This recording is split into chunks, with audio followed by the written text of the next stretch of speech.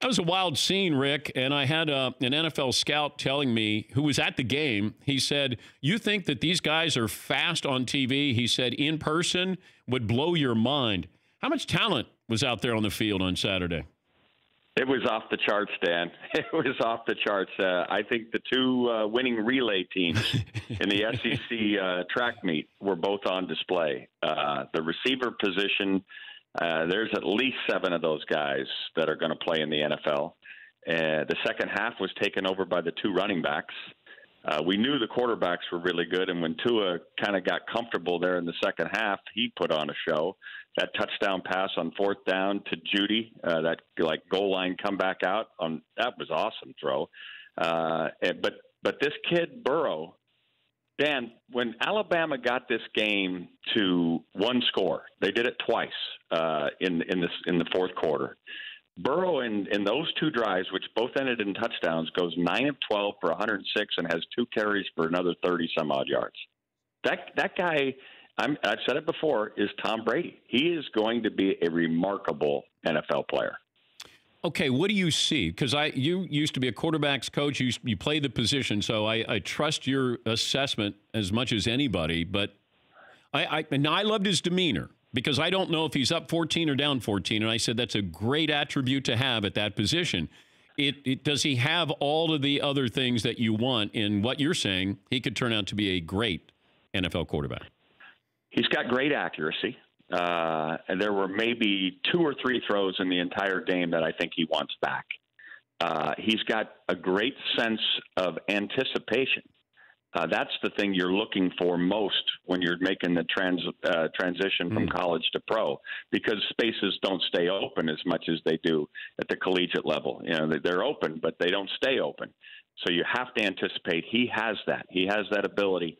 His relationship with Jamar Chase, who almost always lines up into the boundary, kind of reminds me of Manning and Reggie Wayne. Remember Reggie Wayne and Marvin Harrison always, Wayne was to the left, Harrison was to the right. And whenever those guys got in the boundary, they just knew how to throw each other open. It was remarkable, and that's what he has with that kid. And then he has this gunslinger-type mentality that he doesn't care what the score is, as you point out. And maybe as important or more importantly, his play callers don't care if it's 14 ahead or 14 down.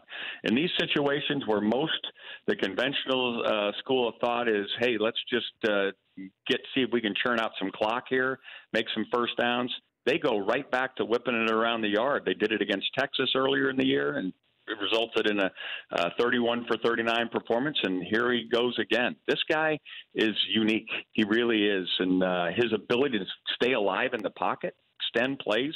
How many times did he shug off a Crimson Tide defender in this game? And being on the field and watching it, you realize just how strong he is. He's completing 79% of his passes, Rick. The NCAA record is 76. That was Colt McCoy in that epic year for Texas. And he goes 32 of 42 against Auburn, who I think has the best defense in the country, with maybe this side of Ohio State. And he goes 32 of 42 in that game, and his percentage falls. He is a remarkable player. He's got remarkable weapons around him, and that little bowling ball with legs, Clyde Edwards-Helaire, is a show unto himself. It was really, really fun to be a part of that scene. All right, you are running the Bengals. You're on the clock with the first pick overall. Go. Joe Burrow's coming back to Ohio. And I'm going to tell you that New Orleans Saints are going to fight him for the pick. They're going to try to figure out a way to get up into that situation to have the next answer for when Drew Brees retires at age 63. But the bottom line is this guy, to me, has all the things that you like.